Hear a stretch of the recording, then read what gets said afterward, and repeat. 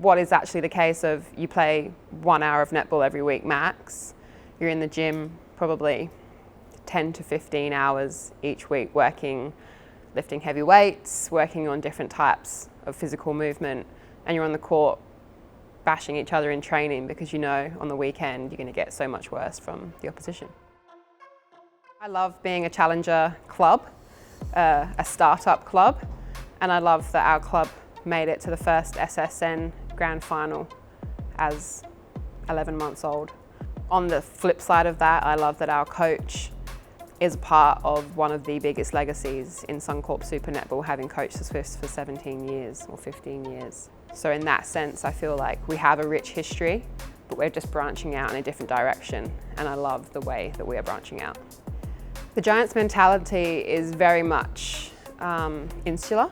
We really don't care what other people think of our club. I feel like we were one of the first clubs to really show our strength on the court, maybe get a little bit physical.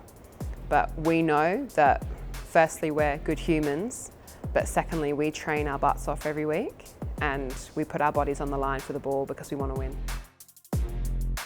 For me, celebrating wins and then enduring the losses, it has to be even throughout the season. I don't like to get carried away and celebrate too much with the girls if we come away with a great win.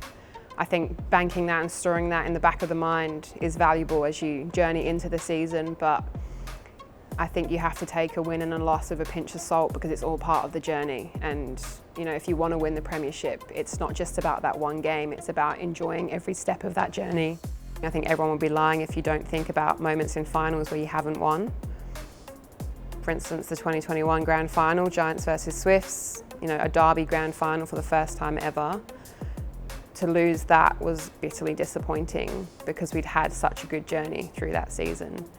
And you get back into Sydney and back into normal life, and their changing room is 1.5 meters away from yours. So it is a constant reminder that if you want to win, you have to take the tough moments, and you also have to try and search for those moments and those little wins to try and be better the next time around, which is essentially what Giants is all about.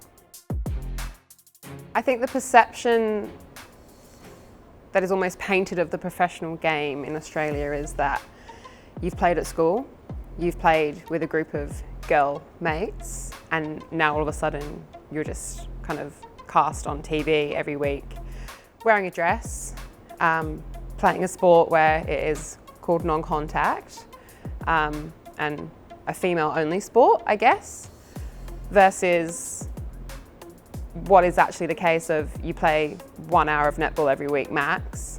You're in the gym probably 10 to 15 hours each week working, lifting heavy weights, working on different types of physical movement, and you're on the court bashing each other in training because you know on the weekend you're going to get so much worse from the opposition.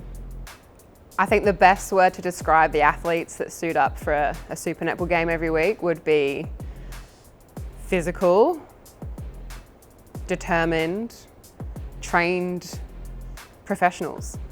And I think the word professional is key in all of that. You train your body so you can be the best in the world. And that means you've got muscles popping out of your arms. It means that you're going to have a bit of a grunty face going towards the ball. And it also means that you're probably not going to like your opposition for that 60 minutes you're playing against them.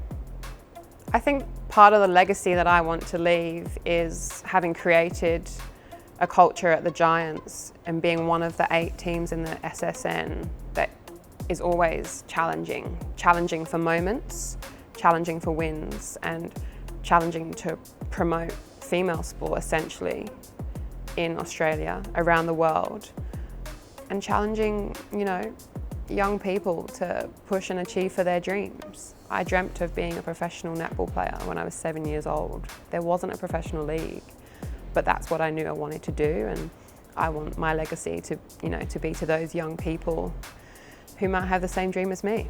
Go and chase it.